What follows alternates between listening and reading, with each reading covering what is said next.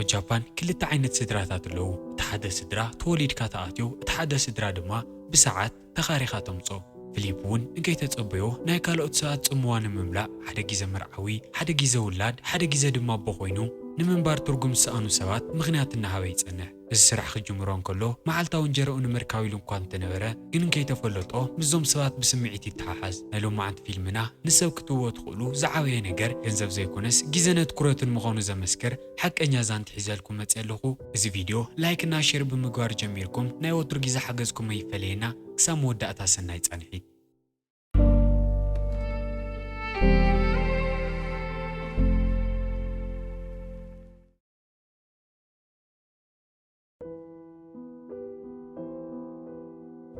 ፊልምና ጅምር ፊሊፕ ዝተባሃለ ኣሜሪካዊ ተዋሳኢ ነተን ዝሓለፋ 7 ዓመታት ዕድሉ ጃፓን ንምሙካር ከም ዘሕለፈን እናነገረና እዩ። ሓደ ግዜ ናይ ሓደ ስኒ መሕፀቢ ሳሙና መወዓውዒ መለለየ ገጽ ኮይኑ ይፍለጥ ነበረ። እንተኾነ ግን እቲ ንእሽተይ ዓወት ንሞይኡ ንቕድሚት ንምስጓም እኹል ኣይነበረን። እዚ መዓልታቱ ካብ ሓደ መመልመሊ ተዋሳእቲ ናብ ካሊእ እናዞረሉ እዩ ዝውዕል። ይኹን ደኣ እምበር ነቲ ኩሉ ግዜ ዝሓልሞ ዝነበረ ናይ ምርማር ግደ ሎሚ እውን ክረኽቦ ኣይከኣለን። ሎማዓንቲ እቲ ግደ ንምርካብ ዝገበሮ ፈተነ ዘጠቓልለሉ እዩ ነይሩ። ፊሊፕ ኣብ ሓንቲ ንእሽተይ ትሕት ዝበለት ኣፓርታማ በይኑ እዩ ዝነበር። ብመሽኮቱ ምሸት ቡንኡ ሒዙ ተቐልቂሉ ድማ በቲ ማዕዶ ዘለዎ ካልኦት ስድራ ቤታት መዓልታዊ ናብርኦም ከመይ ከም ዘሕልፈዎ ምጥማት ባህሪ ነይርዎ። ኣብ ሓደ ዝተለመደ ንግሆ ግን ፊሊፕ ካብ ስራሕ መካየዲቱ ሶንያ ደወል መጸሉ። ንሳ ድማ ኣዝዩ ጽቡቕ ክፍሊት ዘለዎ ናይ ስራሕ ዕድል ከም ዝረኸበሉ ነገረቶ። ንፊሊፕ ቁሩተይ ዘደናግሮ ነገር ግን እቲ ስራሕ ኣብ ቅድሚ ካሜራ ናይ ምውሳእ ክእለቱ ዘይደሊ ምዃኑ እዩ። ፊሊፕ ድማ ተዋስኦ እንድሕር ደኣ ብካሜራ ዘይቐረጽ ናይ ቲያትር ስራሕ ክኸውን ይኽእል እናበለ እቲ ስራሕ ንምርካብ ተሃዊቑ ኣብ ዝቕጽል ንግሆ ኣብቲ ቦታ ተረኸበ። ናብቲ ቦታ ዶንጊዋላ የምጽእ ደኣ እምበር ገና ክኣቱ እንከሎ ገለ ችግር ከም ዝነበረ ኣብቲ ከባቢ ብዝረአዮም ነገራት ጥራይ ብቕጽበት ተገንዘበ። እቲ ስራሕ ኣብ መካነ ቀብሪ ምዃኑ ፈለጠ። ልዕሊ እቲ ናይ ስራሕ ቦታ ዝበለጸ ዘደንገጾ ነገር ግን ኣብቲ ናይ ቀብሪ ስነ ስርዓት እቲ ሞይቱ ተባሂሉ ኣብ ሳንዱቕ ኣትዩ ዝነበረ ሬሳ ብሰንኪቲ ዝቐርብ ዝነበረ ናይ መርደቕ ቃላት ልቡ ተነኺኡ ኣብቲ ደቂሱሉ ዝነበረ ናይ ሬሳ ሳንዱቕ ሃንደበት ተስቲኡ ኮፍ ምስ በለ እዩ። ፊሊፕ ህዝቢ ጃፓን ፍልይ ዝበለ ባህሊ ከም ዘለዎ ኣብዞም ዝሓለፉ 7 ዓመታት ዋላ ገንዘብ ደኣ እምበር ከምዚ ዓይነት ነገር ርኢዩ ስለ ዘይፈልጥ ኣመና ሰንበደ።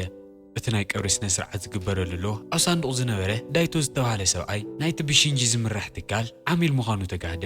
ብምሉእ እቲ ስነ ስርዓት ቀብሪ ብድሌት ዳይቶ ዝተዳለወ ቲያትራዊ ስራሕቲ እዩ ነይሩ።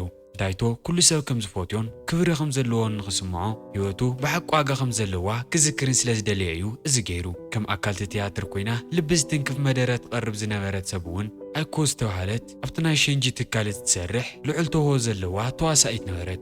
ፊሊፕ ን7 ዓመታት ኣብ ጃፓን እኳ እንተነበረ ከምዚ ዓይነት ዘፍርሕን ዘደንግጽን ዘገርም ነገር ግን ፈጺሙ ገጢሞ ይፈልጥን። ተሃዊኹ ድማ ፊሊፕ ንሽንጂ ብልክዕ እንታይ ይሰርሕ ከም ዘሎ ክፈልጥ ስለ ዝደልየ እናጎየ ኸይዱ ሓተተ። ሽንጂ ተረጋጊዑ ናይ ስራሕ ካርዲ ካብ ጅቦ ኣውፅኡ ሃቦሞ ሬንታል ፋሚሊ ወይ ከዓ ክራይ ስድራ ቤት ኣገልግሎት ዝህብ ትካል ኣለኒ ኢሉ ንፊሊፕ መለሰሉ። ፊሊፕ ብተገዳስነትን ብዘይርጉእ መንፈስን ናብቲ ቤት ጽሕፈት እቲ ትካል ከደ። ሽንጂ ከም ፈሊጥ ዝዓይነቱ ናይ ወፃኢ ሃገር ተውህቦ ዘለዎ ሰብ ይደሊ ከም ዘሎ ገለጸሉ። እንተኾነ ግን ፊሊፕ ብናይ ሓሶት ስምዒታውን ምቅርራውን ተገዳስነትን ዝምስረት ርክብ ዝሓትት ስራሕ ምዃኑ ምስ ተገንዘበ ካብኡ ናብኡ ተሳታፊ ክኸውን ኣይደለየን። ግን ፊሊፕ እዚ ውሳኑ እዚ ንነዊሕ ግዜ ከጽንሖ ኣይከኣለን። ሽንጂ ነቲ ቅድሚ 7 ዓመት ፊሊፕ ዝሰርሖ ናይ ስኒ ሳሙና መፋለጢ ከም ኣብነት ገይሩ ብምዝካር ካብኡ ንንዮ ሞይኡ ዶ ከም ዝበለ ዘኻኽሮ።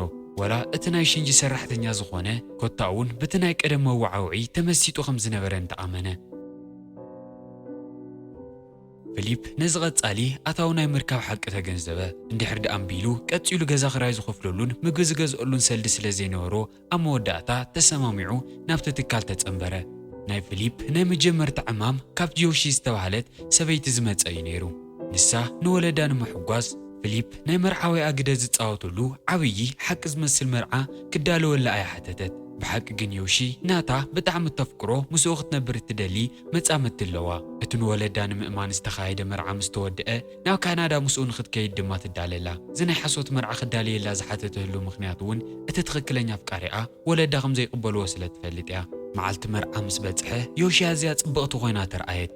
እንተኾነ ግን ኣይኮ ኮታን ሽንጂን ንፊሊፕ ክረኽቦ ስለ ዘይከኣሉ ኣብቲ ቦታ ስምባደ ሰፈነ። ንሱ ንወለዲ ዮሺ ብሓሶት ብምጥባሩ ብዝተሰምዖ ናይ ሕማቕ ሰብ ስምዒት ተዋሒጡ ኣብ ሽቓቕ ተሓዊኡ ነበረ። ኣይኮ ግን እቲ ሓቂ እንድሕር ደኣ ወፂኡ ህይወት ኩሎም ፋሕ ከም ዝብልን ከም ዝበላሸነ ዘኻኸረቶ ካልእ ኣማራፂ ስለ ዘይነበሮ ፊሊፕ ተገዲዱ ናብቲ መርዓዊ ኮይኑ ዝዋስአሉ ግድኡ ተመልሰ እሞ እቲ መርዓውን ተፈጸመ እቲ ዘቕርቦ ነበሩ ናይ ቲያትር ምርኢት ዝበለጸ ንኽእመን ድማ እቲ ለይቲ ፊሊፕና ዮሺ ኣብ ሆቴል ሓደሩ ኣብ ዝቕፅል ንግሆ ዓርካን ዮሺ ናብ ኣፍቃሪኣ ክትወስዳ ትመጽእ እሞ ናይ ፊሊፕ ናይታ ለይቲ ግደ ሙሉእ ንሙሉእ ኣብቅዐ ጸኒሑ ኣብቲ ምሸት ንሱ ፊሊፕ ምስታ ኩሉ ግዜ ዝረኽባ ሎላ ዝተባሃለት መስተኣናጋዲት ተራኺቡ ብዛዕባ ተጀሚርዎ ዘሎ ሓድሽ ዘገርም ዘይተለመደ ስራሕ ኣዕለላ ንጽባሒቱ ፊሊፕ እቲ ስራሕ ንኸበላሾ ንእሽተይ ቀሪቦ ስለ ዝነበረ ንሽንጂ ብተደጋጋሚ ይቅርታ ሓተቶ ደጊሙ ከም ዘየጥፍእን ጋሰጋእ ከም ዘይብልን ድማ ቃል ኣተወሉ ብኡ ናብኡ ሓድሽ ግደ ተዋሃቦ ኣብዚ ግዜ እዚ ድማ ጠፊኡ ዝነበረ ብኮይኑ ንኽዋሳእ ተሓተተ ኣይኮነ ዝምሰምዐት ጣልቃ ብምእታው ክትዓግቶ ፈተነት እቲ ዓሚል ህቶም ዝተባሃለት ንጽለ ዶ እያ ነይራ ንሳ ነታን ፍርቂ ናይ ኣሜሪካ ዓሌት ዘለዋ ጓላ ሚያ ናይ ኣቦ ምስሊ የድልያ ስለ ዝነበራ እያ ናብ ሽንጂ መፅያ ንፊሊፕ ንኽቆፅረላ ሓቲታቶ ሂቶሚ ንሚያ ናብ ሓደ ብሉፅ ናይ ግሊ ቤት ትምህርቲ ክተእትዋ ትደሊ ነበረት ኣብኡ ድማ ናይ ክልቲኦም ወለዳ ቃለ መሕተት ኣገዳሲ ክፋል እዩ ነይሩ ሚያ ነቲ ሓቀኛ ቦኣ ዋላ ሓንቲ መዓልቲ ሪኣቶ ስለ ዘይትፈልጥ ሂቶሚ ፊሊፕ ናይ ሓቂ ቦኣ መሲሉ እናተዋስአ ንኽቐርብ ነገሮ ግን ኤሚ እውን እቲ ሓቂ ንኸይትፈልጥ ተጠንቂቑ ክሰርሕ ከም ዘለውን ነገሮ እዚ ማለት ፊሊፕ ንኽልተ ወገናት ኣታሊሉ ይጥብርሎ ማለት እዩ ብሓደ ወገን እቲ ዓብዪ ናይ ግሊ ትምህርቲ ቤት ብሓደ ወገን ድማ ሚያ ባዕላ እታ ለይቲ ፊሊፕ እንደገና ንኣይኮ ረኺቡ ነቲ መርዓዮሺ ንኸበላሽዎ ተቓሪቡ ስለ ዝነበረ ደጋጊሙ ይቅርታ ሓተታ ስለምንታይ እቲ ስራሕ ከም እትቕፅሎ ዘላ እውን ምስ ሓተታ ኣይኮ እቲ ስራሕ እሱ ክትሰርሕ እንከላ ጥራይ ዝስምዓ ፍሉይ ናይ ዕግበት ስምዒት ከም ዘለዎ ረድአቶ ኣብ ካሊእ ቦታ ሽንጂ ናብ ቤቱ ምስ ተመልሰ ሰበይቱ ተቐበለቶ እሞ ወዶም ኣብ ቤት ትምህርቲ ናይ ኩዕሶ እግሪ ፀዋታ ከም ዝሰዓረ ነገረቶ ከም ሓደ ሓላይን ቅዱስን ኣቦ መጠን ሽንጂ ንወዱ ንምንክብኻብን ንምዕጋብን ግዜ ክወስድ ወሰነ ብፅባሒቱ ፊሊፕ ንሚያ ረኸባ ንሳ ግን ገና ከይተወለደት እንከላ ንዓኣ ነዲኣን ጠንጢኑ ብምጥፍኡ ብተደጋገመ ወቂሳ ካብኡ ናብኡ ነፀገቶ ሂቶም ግን ነቲ ናይ ትምህርቲ ቤት ቃለ ምሕተት ስለ ዘድልዮም ዋላ ትፅላዮ ንኽትዕገሶን ዓቕለ ንኽትገብረሉን ነገረታ ድሕሪኡ ፊሊፕ ይቅርታ ሓቲቱ ዋላ ንሓንቲ ግዜ ጥራይ እንኳ እንተኾነ ከም ኣቦ መጠን ጠቓሚ ክኸውን ከም ዝደሊ ንሚያ ነገራ እታ ንእሽተይ ዘረባ ንሳ ነታ ተናዲዳ ዝነበረት ሚያ ንኽትረጋጋዕን ቁሩቴ ክትልስልስ ነገደዳ ደጊምካ ፈጺምካ ከይትኽሕደና ኢላ ደጊሙ ንሓተን ከም ዘይገድፈን ድማ ቃል ንኽኣቱ ሓተተቶ ድሕሪኡ ፊሊፕ ንሽንጂ ደወለሉ ሽንጂ ግን ብምስጢራዊ ገንዘብ ምጥፋእ ምኽንያት ብሓለቅኡ ክግናሕ ካብ ዝደለየ ዓሚል ኣብ ምክንኻን ስራሕ ተጸሚዱ ነበረ ፊሊፕ ሚያ ኣዝያ ከም ፀለእቶ እንተነግሮ ሽንጂ ግን ኣብ ክንዲ ንዕኡ ምስማዕ ካልእ ተወሳኺ ዓሚል ሃቦ ኣብዚ ግዜ እዚ እቲ ዓሚል ማሳሚ ሃጋዋ እትበሃል ሰበይቲ እያ ነይራ ኣቦኣ ኩኪዋ ሃጋዋ ቀደም ፍሉጥን ሃፍታምን ተዋሳእ እንትኸውን ሕጂ ግን ኣሪጉን ሓሚምን እዩ ዘሎ ማሳሚ ኣቦኣ ብሰንኪቲ ናይ ቀደም ዓወቱን ተዘካርነቱን ክብሪ ንኽስምዖ ትደሊ ነበረት ናይ ፊሊፕ ግደ ድማ ብዛዕባ እቲ ሓደ ግዜ ጽውጽዋያዊ ዝነበረ ፍሉጥ ተዋሳኢ መጽሓፍ ንምጽሓፍ ጋዜጠኛ ኮይኑ ክቐርብ እዩ ነይሩ ሕጂ ፊሊፕ ክልተ ዓማዊል እናተንከባኸበ ስርሑ ንምቕጻል ዋላ ኣዝዩ ተኸበዶ ግን ድማ መማረፅ ስለ ዘይነበሮ ኩሉ ዝተኽኣሎ ይገብር ንጽባሒቱ ሚያ ናብቲ ሓድሽ ቤት ትምህርቲ ቤታ ክሳብ እትሰጋገር ኣብ ክፍላ ኮይኑ ክጽበያ ተሓተተ ኣብቲ መዓልቲ ወለዱ ንተውሓደ ፀግዒ ዝነበረ ቆልዓ ናብቲ ትምህርቲ ቤት ክመፁ ስለ ዘይከኣሉ ሚያ ነቲ መምሃርታ ኣብቲ ናይ ሪሳይክሊንግ ፕሮጀክት ደስ ኢልዎን ተሓጒሱን ንኽሰርሕ ናብኦም ዓደመቶ ሚያ ዘይተገደሰት ተመሰለትን ርሕቐታን ተሓለወትን ፊሊፕ ሙሉእ መዓልቲ ኣብ ጎና ስለ ዝፀንሐ መስገነቶ እሞ እቲ ትምህርቲ ቤት ዝሰርሐቶ ናይ ኢድ ስራሕ ሃበቶ ፊሊፕ እውን ደስ ኢልዎ ናብ ኣፓርታምኡ ምስ ተመለሰ ነቲ ስራሕ ኣብ ጥቓ መስኮቱ እንጠልጠሎ ልክዕ ከም ናይ ገዛእ ርእሱ ቆልዓ ዝሰርሐቶ ነገር ምሲሉ ድማ ኣተኪሩ ጠመቶ ተረፍ ግዜ ዝረኸበሉ ኩሉ ፊሊፕ ኣብቲ ሬንታል ፋሚሊ ዝበሃል ካምፓኒ ሓፀርቲ ስራሕቲ ይወስድ ነበረ ሓደ ግዜ ሰባት ፀዋታ ክፃወቱ እንከለዉ ከም ብጻይ ኮይኑ ምጽናሕ ዝመሳሰሉ ቀለልቲ ነገራት ይዓይ ነበረ ሓደ መዓልቲ ፊሊፕ ከምቲ ዝተለመደ ምስ ሚያ ግዜ እናሕለፈ እንከሎ ኣብ ስራሕ መካይዲኡ ፈጺሙ ዘይተጸበዮ ስልኪ ተደወለሉ ኣብ መወዳእታ ኩሉ ጻዕሩ ፍረ ሃቦ ነቲ ንዓመታት ክሰርሖ ዝደሊ ዝነበረ ናይ ምርማሪ ግደ ከም ዝተዋሃቡን ይነግርዎ እንተኾነ ግን ክሳብ እዚ ግዜ እዚ ፊሊፕ ኣብቲ ሕጂ ዘለዎ ግደታት ኣዝዩ ጥሒሉ ነበረ ኩሉ ከባቢኡ ዘሎ ነገራት ቲያትር ምዃኑ እንተፈለጠ እኳ ብስምዒት ተኣሳሰረ ብዙሕን ከይጸንሐ ድማ ናብቲ ናይ ሓሶት ጋዜጠኛ ዕማሙ ተመልሰ ንጽባሒቱ ሚያ ንፊሊፕ ናብ ሓደ ከባቢያዊ ፌስቲቫል ዓደመቶ ኣብኡ ብዛዕባ ድሕረ ባይትኡ ሓተተቶ እሞ ወለዱ ከም ዝመቱ ተረድአት በይኑ ከም ዝኾነን ጽምዋን ክስምዖ ስለ ዘይደልየት ድማ ሚያ ስልኪ ቁፅራ ሂባ ኣብ ዝደልዮ ሰዓት ክድውለላ ከም ዝኽእል ነገረቶ ኣብቲ ፌስቲቫል እናሃለዉ መያ ሓደ መጻኢኻ ዝረኣየሉ ዳስ ጠጠው በለት። ፊሊፕ ድማ እታ መጻእቲ ርእሰ ሰበይቲ እታ ዝፈልጣ ሎላ ትበሃል መስተኣናጋዲት ምዃና ምስ ረኣየ ኣብኡ ክጸንሖ ፈጺሙ ስለ ዘይተጸበየ ኣዝዩ ሰንበደ። ግን ሎላ ነቲ ፊሊፕ ዝነበሮ ናይ ኣቦነት ግደ ንምሕላው ቲያትር ስለ ዝሰርሐሉ ንፈጣሪ የመስግን። ጸኒሓ መያ ናብ ፊሊፕ ትድውል እሞ ኣብቲ ሓድሽ ትምህርቲ ቤታ ዝጸንሑ ቆልዑት ንኸይድንድንዋን ከይጸርፍዋን ስለ ዝፈርሐት ትምህርቲ ቤት ክትቅይር ከም ዘይደሊ ነገረቶ። ፊሊፕ መልሲ ዝሃባ ከም ናይ ሓሶት ዘይኮነስ ናይ ሓቂ ወላዲ መጠን እዩ። ብዙሓት ቃላት ተዛሪቡ ኣጸናንዓን ትብዓት እውን ሃባ። ኣብ መንገዳ ንዝመጽዋ ዝኾነ ዓይነት ብድሆ ክትገጥም ከም እትኽእል እውን ኣዘኻኸራ። ሂቶሚ ብዛዕባ ዝዝርብ እዚ ብዙሕን ከይጸንሐት ፈለጠት። ፊሊፕ ናይ ሓቂ ቦኣ ስለ ዘይነበረ እውን ንመያ ምስኡ ዝነበራ ርክብ ኣመና ንኸይተበዝሐ ጠንቀቐታ። መያ ግን እዚ ክትሰምዕ ፍቓደኛ ኣይነበረትን። እስኺ ኩሉ ግዜ ክትቆጻጸርንና ሞከርኪ፣ ፊሊፕ ግን ንዓይ ክሰምዐኒ እዩ ዝምኩር ኢላ ነዲኣ ተቃወመታ። ኣብቲ ቀትሪ ፊሊፕ ነቲ ዝመጽእ ዘሎ ናይ ቤት ትምህርቲ ቃለ መሕተት ንምድላው ምስ ሂቶሚ ተራኸበ። ሂቶሚ ፊሊፕ ብዝተኻእሎ መጠን ውሕድ ንኽዛረብ ሓተተቶ። ደጊሙ ድማ ንመያ ከይድውለላ ወይ ድማ መልእኽቲ ከይጽሕፈላ ብተደጋገመ ጠንቀቐት። ፊሊፕ ዝተሰምዐ ዋላ ይሰማዓዮ ዳ እምበር ናይ መያ ትኽክለኛ ወላዲ ከም ዘይኮነ ስታወሰቶ። ቁሩብ ተረፍ ግዜ ምስ ረኸበ ፊሊፕ ንኪክዮ ናብ ሓደ ቤት መቕደስ ኣሳንዮ። ኣብ መብጽሖም እንከለዉ ኪክዮ ብሃንደበት ሓደ መዓልቲ ናፍታ ዝዓበየላ ዓዲ ኣቦኡ ኣማካሳ ክምለስ ከም ዝደሊ ተዛረበ። እዚ ጉዕዞ እዚ ድማ ካብ ጓሉ ሚስጢር ኮይኑ ክተርፍ ከም ዝደሊ ንፊሊፕ ገለጸሉ። ኪክዮ ኣብቲ ዓዲ ጓሉ ፈጺማ ክትፈልጦ ዘይደሊ ነገር ከም ዘሎ ረድኦ። ካብቲ ቤት መቕደስ ቅድሚ ምውጽኦም ፊሊፕ ኣብ ውሽጢ እንታይ ከም ዘሎ ሓተቶ። ግዚኡ ምስ በጽሐ ከም ዝርድኦ ብምትእምማን ኪክዮ ባዕሉ ንኽረኽቦ ተባብዖ። እቲ ምስሊ ተቐይሩ ኣይኮ ብሓንቲ ሰበይቲ ናብቲ ጽፉዕሉ ዝነበረ ዛንታ ተቐየረ። እዚ ድማ ናብ ሓደ ሰብኣይ ውሽምኡ መሲላ ብምቕራብ እትጻወቶ ዘላ ግደ ምዃኑ ንጹር ነገር እዩ። እዚ ምሉእ ምድላው እቲ ሰብኣይ ምስ ካሊእ ሰበይቲ ብምስጢር ዝምድና ስለ ዘለዎ ነታ ትኽክለኛ ውሽምኡ ካብ ሰበይቱ ንምርሓቕ ዝተዳለየ ምርኢት እዩ ነይሩ። ኣብቲ ስራሕ እዚ ካብዞም ሬንታል ፋሚሊ ዝበሃሉ ድርጅት እቲ ብተደጋጋሚ ዝሕተት ዓይነት ኣገልግሎት ምዃኑ እውን ኣይኮ ብተደጋጋሚ ከም እትጽፋዕ የርኤና። ሽንጂ ነዚ ዓይነት ስራሕ ናይ የቕሬት ኣገልግሎት ኢሉ እዩ ዝጽውዖ። ኣብ ከምዚ ዓይነቱ ግደታት ድማ ኣይኮ መብዛሕትኡ ግዜ ትንኳን ኣካላዊ መጥቃዕትን የጋጥማ ነይሩ። ናብ ቤት ጽሕፈት ምስ ተመለሱ ሽንጂ ንፊሊፕ እቲ ናይ ቤት ትምህርቲ ቃለ መሕተት ምስ ወድኡ ሂቶሚ ነቲ ውዕሊ ካብቲ ዝተጸበዮን ላዕሊ ፈጢና ክትውድኦ ከም እትደሊ ዘላ ነገርዎ። መያ ምስቲ ናይ ሓሶት ኣቦኣ ብስምዒት ኣዝያ እናተኣሳሰረት ከም እትመጽእ ዘላ ይስምዓ ስለ ዝነበረ እያ ሂቶሚ ከምዚ ትገብር ዘላ። ፊሊፕ እዚ ምስ ሰምዐ ናይ ሓዘንን ጥፍኣትን ስምዒት ተሰምዖ። እቲ ዘብቅዕ ዘሎ ድማ እቲ ከም ኣቦ መያ ዝነበሮ ግደ ጥራይ ይነበረን። ኣብቲ ግዜ ንሱ ፊሊፕ ብምስጢር ናብ ዓዱ ክወስዶ ፈቓደኛ ስለ ዘይነበረ ኪክዮ ንፊሊፕ ካብኡ ንኽርሕቕ ነገሮ። ኣብ ውሽጡ ፊሊፕ እቲ ዝገብሮ ዘሎ ኩሉ ካልእ ተወሳኺ ትርኢት ምዃኑ ይፈልጥ ነይሩ እዩ። ኣብቲ ቅድሚ ካሜራ ዝግበር ትርኢት ዋላ ሓንቲ ፍልልይ የብሉን። እንተኾነ ግን ሓደ ቅድሚ ሕጂ ተሰሚዑ ዘይፈልጥ ፍልይ ዝበለ ስምዒት ተጋጥሞ። በዛው ሓቀኛ ህይወት ዝጫወተሉ ናይ ሓሶት ግደታት ኣቢሉ ኣብ መወዳእታ ነቲ ናይ ጽምዋ ስቓይን መረረትን ተረድኦ። ብዙሕ ግዜን ከይወሰደ ናይ መያ ናይ ቤት ትምህርቲ ምስግጋር ቃለ መሕተት መዓልቲ ተበጽሐ። ከምቲ ሂቶሞ ዝኣዘዘቶ ሱቕ ኣብ ክንዲ ምባል ፊሊፕ ኣብቲ ቃለ መሕተት ንጡፍ ተራ ተጻወተ። ሂቶሚ ብዛዕባ ገዛእ ጓላ ፈጺማ ዘይትፈልጦም ዝነበረት ብዙሓት ነገራት ምስ ተገንዘበት ብጭንቀትን ስንባደን ተዋሕጠት።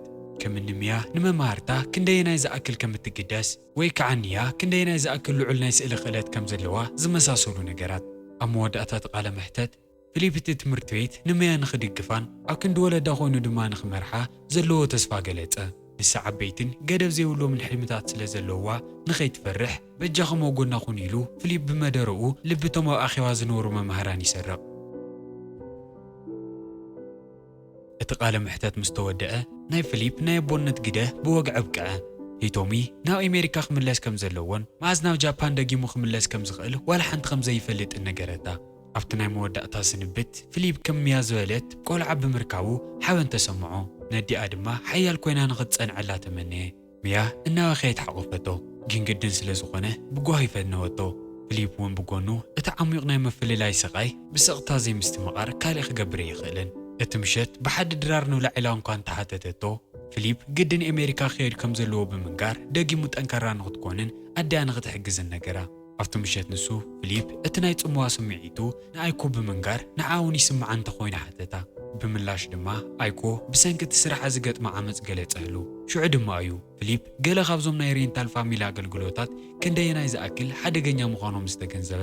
እቲ ምሸት ንሱ ናብ ኣፓርታምኡ ክምለስ እንከሎ ፊሊፕ ነቲ መያሂባቶ ዝነበረት ናይ ኢድ ስራሕቲ ካብ መስከቱ ኣልዕሎ ግዜ ክሓልፍ እንከሎ እውን ናብቲ ጽቡዮ ነበረ ስራሕ ከተኩር ወሰነ ነቲ ጽሙኡ ንምርሳዕ ፊሊፕ እንደገና ነቶም መማዕድኡ ዘለዉ ስድራ ቤታት ክዕዘብ ጀመረ ኣብ መንጎኦም ንሓደ ብዕድመ ዝደፍአ ዓብዪ ሰብኣይ ምስ ረአየ ሓሳቡን ከይደንጎየ ናብ ኪኪዮ ተመለሰ ገና ፀሓይን ከይወፀት ፊሊፕ ናብ ናይ ኪኪዮ ገዛ ሰብን ከይረአዮ ብመስኮት ኣተየ እሞ ነቲ ናቲ ኣረጋዊ ተዋሳኢ ናይ ዓዱና ምምላስ ሕልሚ ኣብ መወዳእታ ከስምረሉ ወሰነ ኣብ ካሊእ ቦታ ሚያ ምስቶም መማህርታ ጩረገና ትጫወት ነበረት በጋጣሚ ድማ ሓደ ካብቶም ፊሊፕ ዝተዋስአሎም ናይ ቀደም ናይ ቴሌቪዥን ፊልምታት ረአየት እዚ ብምርኣያ ድማ ተደናቢራ ዝነበረት ሚያ ነዲኣ እንታይ ምዃኑ ክትሓታ ተገደደት ኣብታ ሰከንዲ ንሳ ኩሉ ናይ ሂሞታ ሓሶት ተገልጸ እቲ ዛንታ ሃንደበት ናብ ፊሊፕ ይምለስ ፊሊፕ ካብ ድቃሱ ምስ ተበራበረ ኩኪዮ ኣብ ዓራቱ የለን እቲ ተዋሳኢ ቅድሚ ነዋሕቲ ዓመታት ናብቲ ዓብዪ ከተማ ክመጽእ እንከሎ ዝቐበሮ ናይ ግዜ ሳንዱቕ ነይርዎ ኣብቲ ቦታ ኣላዶ የላ ንምርኣይ እውን እናኳዓተ ጸንሖ ኣብ ውሽጢ ድማ ኪኪዮ ናብ ቶኪዮ ድሕሪ ምኻዱ እንከይ ጸንሐት ናይ ዝሞተት ሰበይቲ ስእልታት ነበረ እታ ኣብ ስእሊ ዘላ ሰበይቲ ፈጺሙ ክርሳዕ ዘይከኣለ ቀዳመይት ፍቑሩ እያ ነይራ ኣብታ ሰገነ ንሳ ኪኪዮ ቅድሚ እቲ ሕማም ንኹሉ ዝኽርታቱ ምድምሳሱ እቶም ናይ ንእስነቱ ዝኽርታት ደጊሙ ንኽበጽሖም ስለ ዝሓገዞ ንፊሊፕ ኣመስገኖ ልክዕ ተመሊሶም ክወፁ ክብሉ ግን ፊሊፕ ካብ ሽንጂ ዘይተጸበዮ ስልኪ ተደወለሉ በቲ ካሊእ ወገን ዘሎ ሽንጂ ብፊሊፕ ኣዝዩ ተቖጢዑ ነበረ ማሳሚ ነቲ ፊሊፕ ገይርዎ ዘሎ ተግባር ከም ጨወያ ጌራ ንፖሊስ ኣፍሊጣቶ ነበረት ፊሊፕ ድማ ብወገኑ ኣይኮ ኣብ ስራሕ ዘጋጥማ ዘሎ በደል ብምልዓል ንሽንጂ ተቖጢዑ መለሰሉ እቲ ክርክር ገናን ከይቀጸለ ግን እቲ ዝኸፍአ ነገር ኣጋጠመ ኩኪዮ ሃንደበት ናብ መሬት ወዲቑ ውንኡ ጥፍአ ድሕሪ ዝፍጻመ እዚ ፊሊፕ ብገበን ተጠርጢሩ ብፖሊስ ተታሕዘ ሽንጂ ካብዚ ጉዳይ እዚ ርእሱ ንምርሓቕ ምስ ፈተነ ኣብ መንጎ ኣይኮን ሽንጂን ሓያል ግጭት ተፈጠረ ከም መልሰ ግብሪ ድማ ኣይኮ ንመወዳእታ ግዜ ንሓደ ሰብኣይ ውሽማ ኮይና ንኽትሰርሕ ናብ ስራሓ ተመልሰት ኣብዚ ግዜ እዚ ግን ብዚ ስራሕ ዝመጻ ዝነበረ ዓመፅ ንምጽዋር ፈጺሙ ዓቕሊ ይነበራን ዓሚላ ኣብ ቅድሚታ ጠጠው ኢሉ እንከሎ ድማ ነታ ሰበይቱ ኩሉ እቲ ዝተወጠነ ውጥን ብደንቢ ጌራ ረድአታ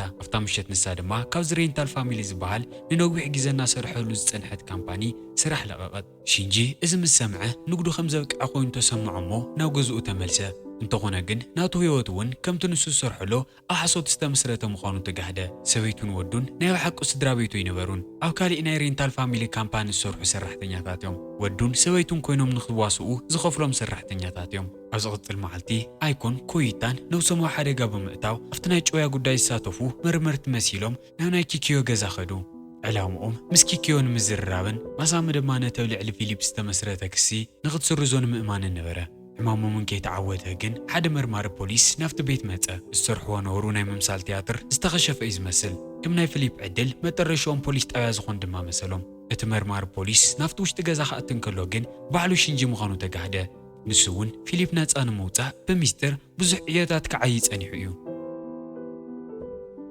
ብሓደ ኮይኖም ንኹሉ ነገር ኣቕለልዎ ፍረ ጻዕሮም ኮይኑ ድማ ፊሊፕ ነፃ ተባሂሉ ካብ እስር ቤት ወፀ ድሕሪ እዚ ፊሊፕ ካብ እስር ቤት ንኽወፅእ ነታ ብዙሕ ጻዕሪ ዝገበረት ኣይኮ ከመስግና ኸደ ኣብኡ ድማ እዩ ንከምዚ ዓይነቱ ተባዕ ውሳነ ንኽውስን ሓቀኛ ምኽንያቱ ዝተገለጸ ቅድሚ 2 ዓመት ፊሊፕ ኣብ ጃፓን ክጸንሕ ብምውሳኑ ገዛ ኣቦኡ ኣብ ኣሜሪካ ክመውት እንከሎ ኣብ ቀብሩ ይተረኸበን እቲ ውሳነ ብምውሳኑ ካብቲ ሰዓት ሱ ጀሚሩ እናተሳቐየሉ ጸኒሑ እዩ ንኪኪዮ ብምርኣዩ ድማ ነቲ ቅድሚ ዓመታት ዝሞተ ኣቦኡ ዘኻኸሮ ዋላ ብጭውያን ተተኸሰሰ ድማ እቲ ብሰንኪ ሞት ኣቦኡ ዝስምዖ ነበረ ቃንዛ ብሰንኪ ሞት ኪኪዮ እውን ክድጎሞ ይደለየ ነይሩ ብዙሕን ከይጸንሐ ፊሊፕ ኪኪዮ ከም ዝዓረፈ ብብስራት ተቐበለ ናይ መወዳእታ ክብሪ ንምሃብ ድማ ናብ ናይ ኪኪዮ ናይ ቀብሪ ስነ ስርዓት ከደ ኣብቲ ሰከንዲ ንሳ ፊሊፕ ልክዕ ከምቲ ናይ ገዛ ኣቦኡ ዝሰኣነ ዓሚቕ ናይ ሓዘን ስምዒት ተሰምዖ ብህድኣት ድማ ነታ ኪኪዮ ሓደ ግዜ ኪኪዮ ኣብቲ ናይ ግዜ ሳንዱቕ ቀቢርዋ ዝነበረ ክብርቲ ስእሊ ኣብ ጎኑ ቕመጠሉ ኣብ ደገ ሽንጂ ንፊሊፕ እናተጸበዮ ነበረ